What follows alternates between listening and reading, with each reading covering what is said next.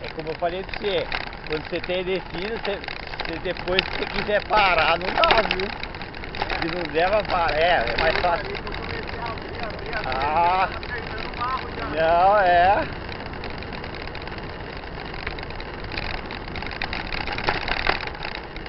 Então, mas uma coisa importante, viu? Uma coisa importante que você tem que ver é em relação à sua altura, essa distância aqui, ó, que você tem na perna, né? E essa distância que você tem daqui a aqui, ó, que essa distância altera também. Pra você ficar certinho na bicicleta, ó. Na verdade, você tem que ficar certinho, você não pode nem ficar assim, nem ficar assim, ó. Quando for comprar a bicicleta. É a parte mais importante que tem.